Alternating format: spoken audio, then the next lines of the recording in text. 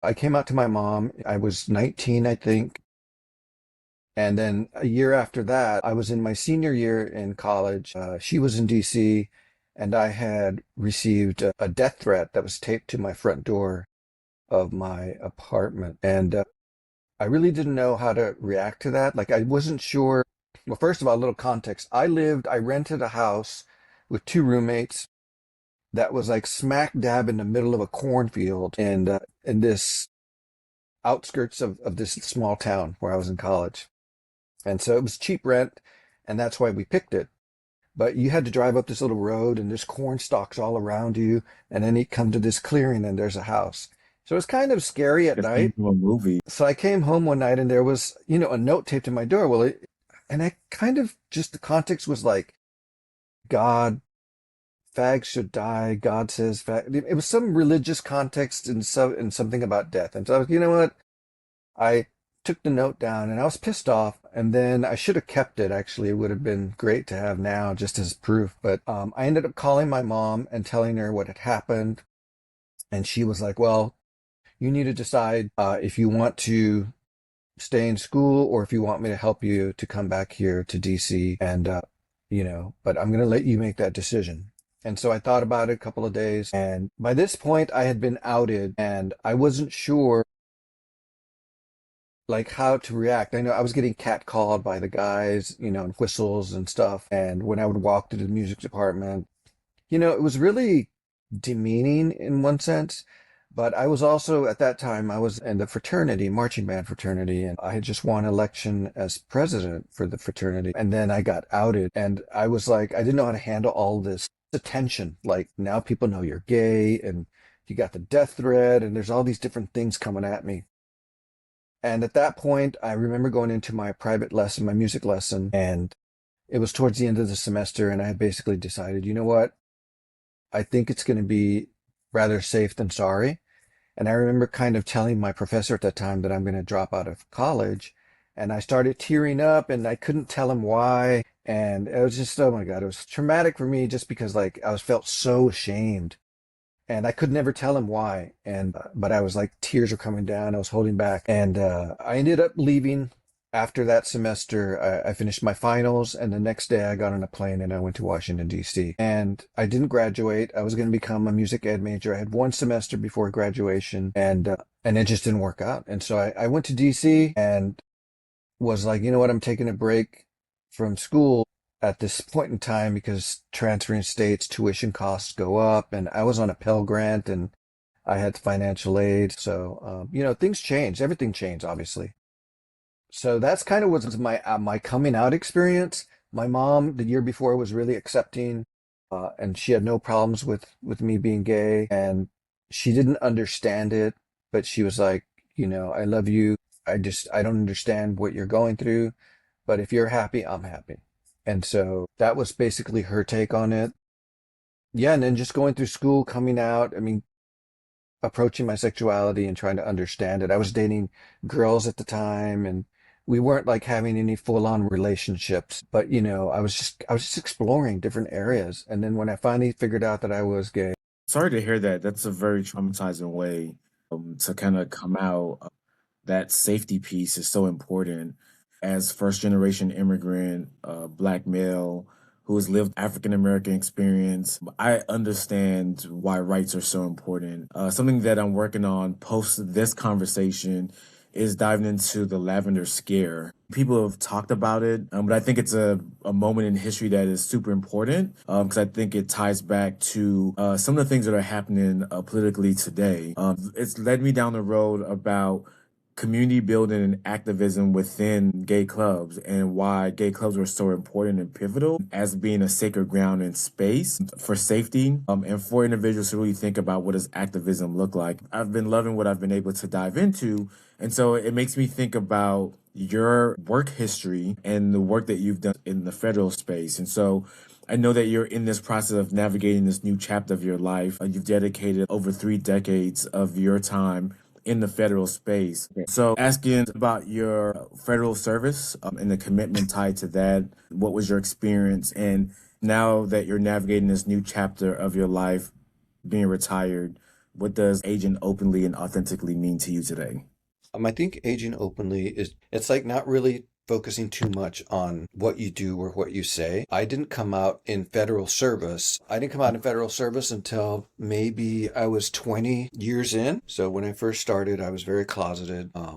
I didn't really tell anyone about my personal life. Like there was just, it was two different lives. And I think a lot of that was not necessarily about the McCarthy era lavender scare necessarily, because I don't think I knew about that at that. I think it was more about my Texas experience. And when I told people that I was gay, then they outed me, and then I got the death threat.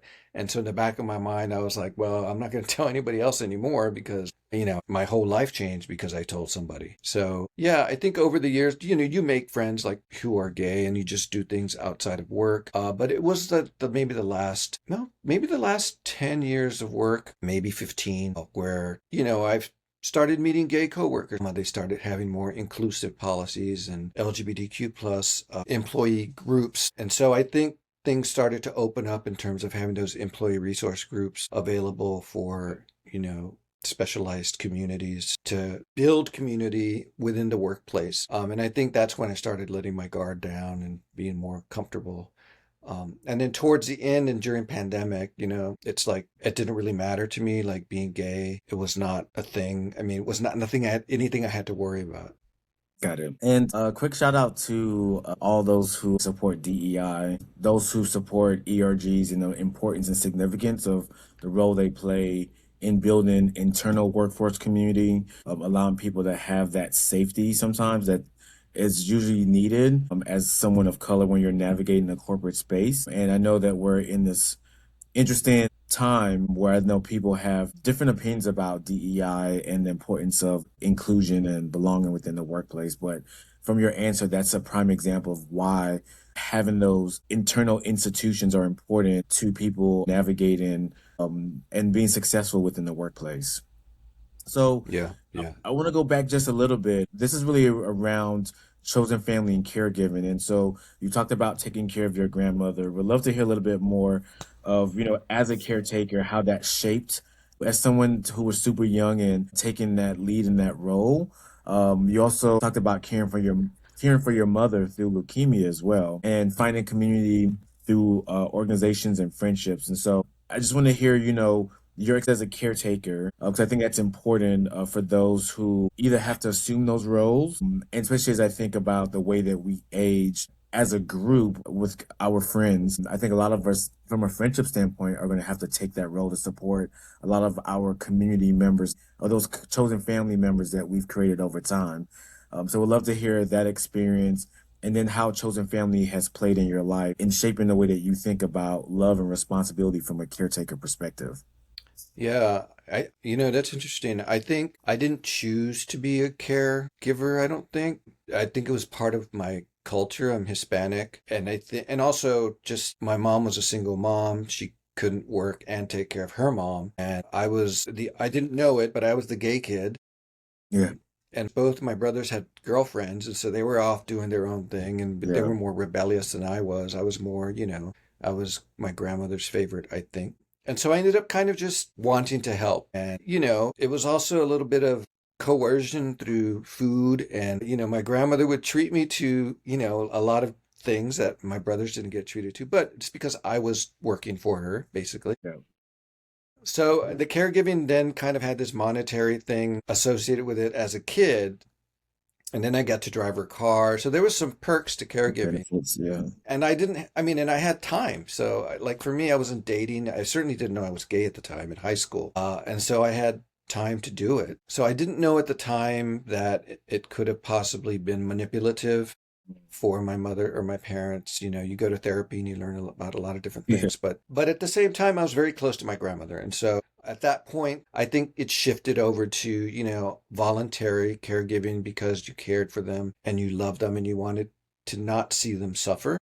Yeah. And for my grandmother, she had stomach cancer. And so she was going through a lot of different things. And I'm sure she was going through her own psychological issues of having her grandkid clean her colostomy bag and make her food. And, when she was bedridden. So, both of us were kind of making our way through the whole caregiving process. But by the end of it, because I think it lasted 3 years for me, 3.5. By that end of it, I was already going into college and then she passed. I kind of understood that intrinsically within me, I have a caregiving, I don't know, personality. So for me, I started to understand that for me, that was okay. It wasn't necessarily a bad thing. Then many, many, many years later, in my 40s, is when my mom got sick. But at that point in time, I was living in Los Angeles and I set some boundaries with my brothers. I'm like, hey, just because I'm the gay one, Yeah, without a partner and you guys have wives and kids doesn't mean that I'm going to be the sole one caregiving yeah, for our mom. yeah, Said, so if you guys want to help me, I will move back to Washington and we'll take care of her together, the three of yeah, us. And they were on board. My brothers, I love them to death. They've been very accepting as me. They didn't have a problem with me being gay. And then they were like, yes, of course, obviously, we're going to all three of us take care of it. So I moved back to DC, well, to Virginia, and we took care of my mom. We came up with a schedule. She was going to treatment at Johns Hopkins. And so that was like a daily routine or every other day for blood transfusions and research and all this kind of stuff. So we pulled together and with their kids and their family we all balanced the load of the caregiving, but that made us stronger as brothers. And yeah, I don't think that we had much conflict doing that part of it, so it was really important for us to do that. And you compare that to chosen family, when you're in the gay community, and maybe so for some people, I mean, I was a lucky gay guy. I've known some friends of mine who came out and got disowned by their families, and so at that point, chosen family becomes more important than say it was where it was for me. My family has always been supportive, but when I joined the gay community in terms of the gay men's chorus or even the fraternity when I first moved to DC, that those people became closer family to me because we were experiencing the same fears, the same concerns about, being outed or being beat up on the street, all of the different things that gay people think about in an environment where, there's hate towards, homosexuality or religious issues against it. So in all of those different areas, I think I built strong friendships that to this day still last. Thanks to Facebook, you can keep in touch with all of the groups from the fraternity days, from the gay men's chorus. I have some really great friends and family who I go on vacation with, or, and I think for some of them who are older than me, it helps to have that kind of gay friendship in your chosen family because they can help guide you through things that they've experienced already in their life. We did have a person in the gay men's chorus who did go through the lavender scare. And in fact, he had one of the letters that oh, they had really? written him. He's passed now, but when we did the education tour, he had given one of the talks. He was one of our oldest members, and he talked about that lavender scare. So there's a lot that I have learned from my elders.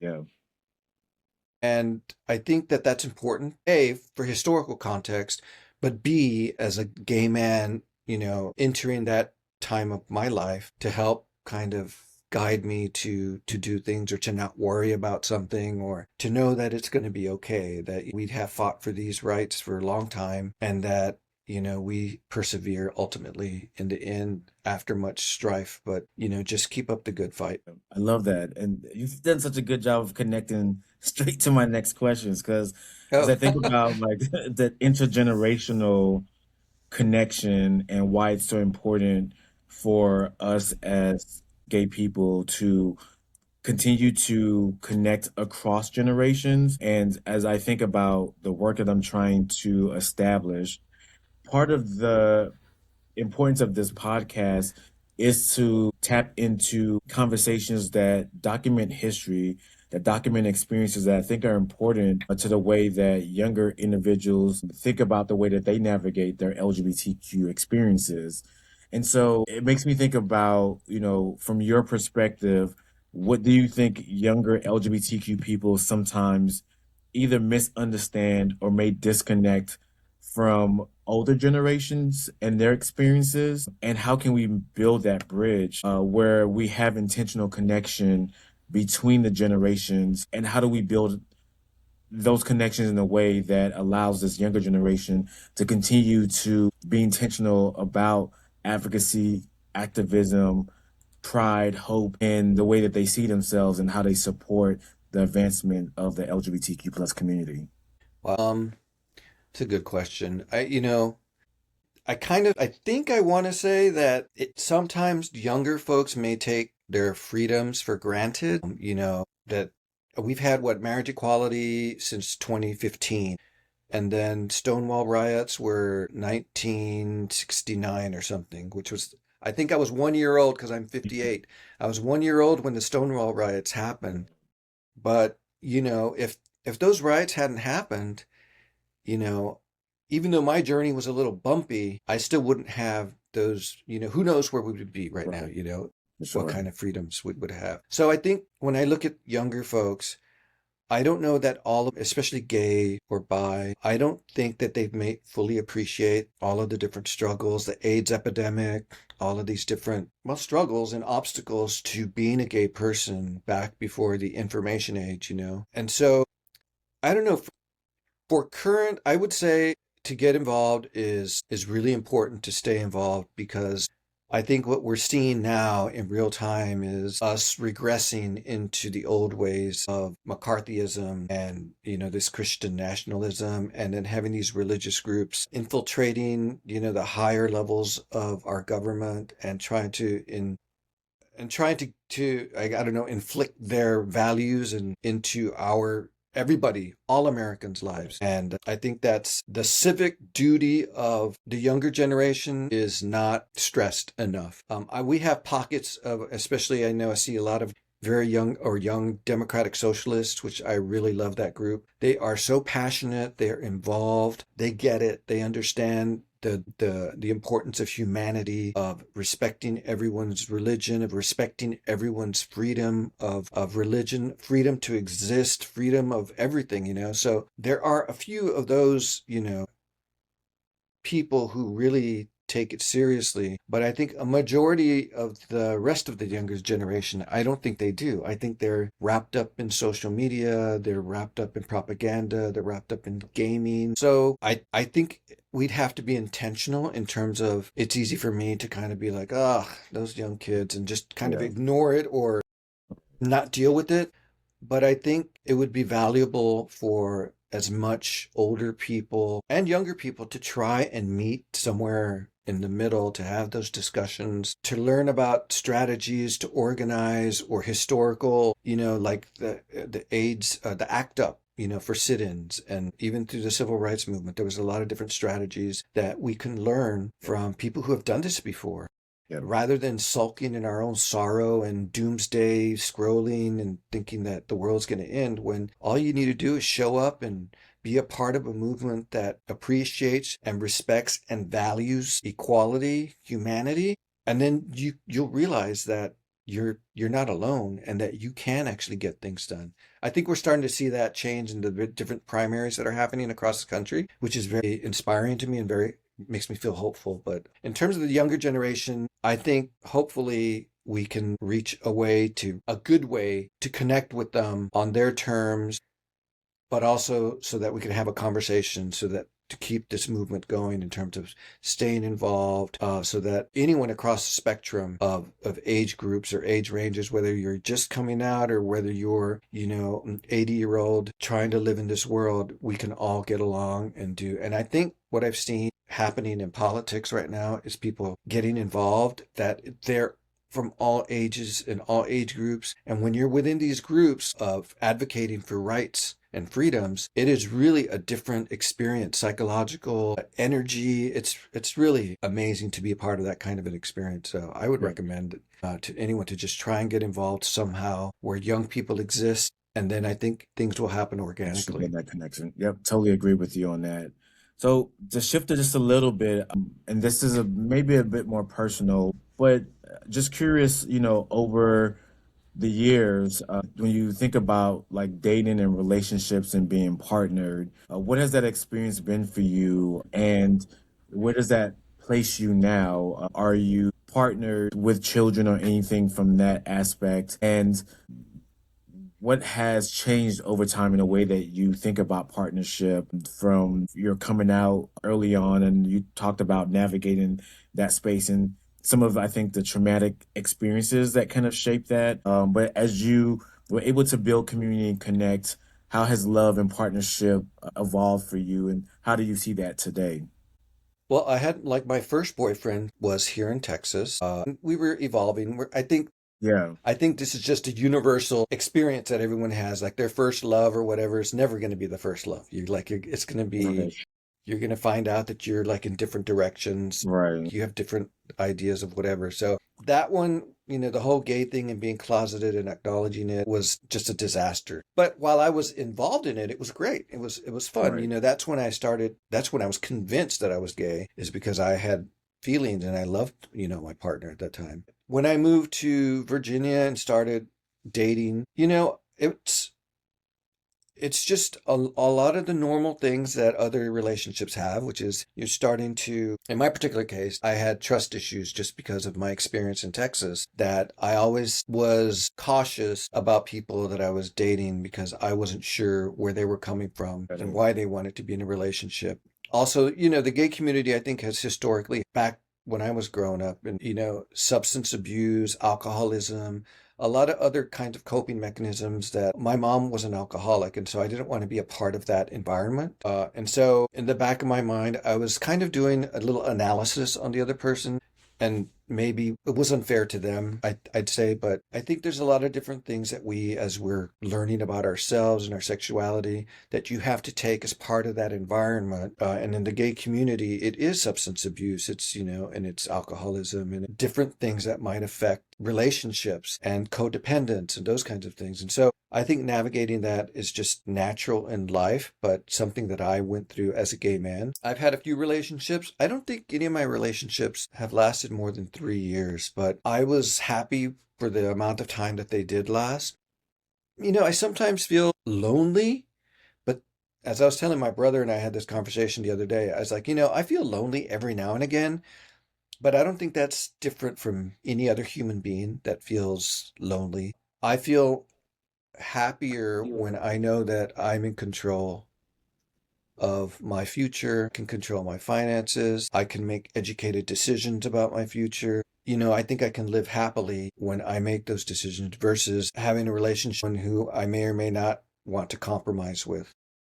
And I mean, I haven't ruled it out. If I find that there's someone who I get along with and it ends up turning the corner, I would embrace it. But at this point in time, I kind of just enjoying my life and living authentically and getting involved in projects and things that hopefully will make this country better. All right, so it was interesting because with your response, something that stood out to me was just around intentionality with partnerships and what does that look like? I think as we're older and how we think about potential partnerships and what makes sense for us, and just thinking about, when we think about serenity of mind and putting self first. Those are some of the conversations or thoughts that I think come up when you're thinking about partnerships. And so, my question for you, you mentioned, that you're, single, you're aging without a partner or children, and as someone who is LGBTQ plus, your thought process is really thinking about how that potential partner will really show up for you in a way that truly supports this part or this chapter of your life. As you look at your future, do you have any concerns? And maybe they're not even concerns, but what comes to mind, or what are your thoughts around partnership and what does that look like, and how you think about the rest of your life? It's a good question. Huh. I think, you know, for the most part, I think early on in life, living with a single mom and seeing some of the issues that she had to go through that were abuse related, I kind of, in my mind early on, knew that that's not the kind of situation I wanted to put myself in. So as Yeah, I was growing up and exploring relationships in my younger years, I met similar people in my dating life that I was fortunate enough to be able to, just cut things off when I found out that it was not necessarily a good relationship to be involved in or got it. with. And I think as the years, I mean, I've had several relationships, but I think over the years, I've become more comfortable and just, nipping it at the bud, like if things aren't working out, and you have a general sense, and then you have that gut feeling. I have kind of like just decided to cut my losses and be like, it's better to not have to deal with that because, you know, it takes two to tango. So maybe I might be the problem, or maybe I'm too sensitive, or maybe, but maybe the problem is on their end as well, and they're not willing to recognize it or communicate with it. So as I grow older, I think for me, not having kids and not having in any kind of like romantic relationship, I've really leaned heavier on my friendships, my long-term friendships, and those have really been fulfilling. They've been nurturing, and they've, I think, helped me to maintain closeness with other people that it's chosen family, so you can love them and still have most of the same feelings as a long-term relationship. But because it is a long-term friendship, I've had friends for like 35 years. Those are really strong, healthy friendships, and I think those have really helped to keep me sane and to help me realize that I'm not necessarily alone. Yeah, so I think it's just important to kind of put everything in perspective and check yourself and where you are, and be grateful for what you do have, because I think a lot of us, it's in this social media world that we live in, it's easy to kind of see the clips and the snapshots of people in Maui or on in these beautiful vacations with their partner, and it's not always as beautiful as it seems, and so that can be uh, it can be depressing to some people to see all of that and feel like, oh, I'm missing out on a relationship or whatever. But I think I've recognized that I'm really happy being single. And yes, like most humans, I have my ups and downs, but I become more comfortable in accepting that I have a strong base of close friends. I have close relationship with my brothers and my nephews and my nieces. So I have a strong support system, other people who I can relate with. And so I think it gives me hope for the future that I'm not going to be alone, or, so yeah, that's Yeah, basically where no, I am. understood. So a couple of things. One, I think obviously commendable that I think because of what you viewed growing up allowed you to really distinguish what you wanted your relationships to look like. I know, for others, sometimes it's the opposite, right? And so they look at some of those experiences growing up and think that that is the norm or that's how you characterize relationship.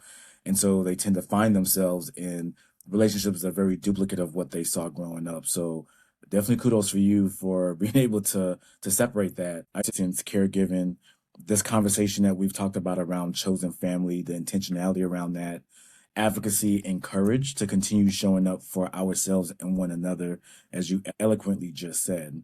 So, Jerry, I really want to thank you for sharing your story and joining us on Chosen Conversations. I want to thank everyone who's out there and listening. Any questions that you may have, please feel free to drop those in the comments section. Until next time, I hope you all take care of yourselves, take care of one another, and keep choosing community. Have a wonderful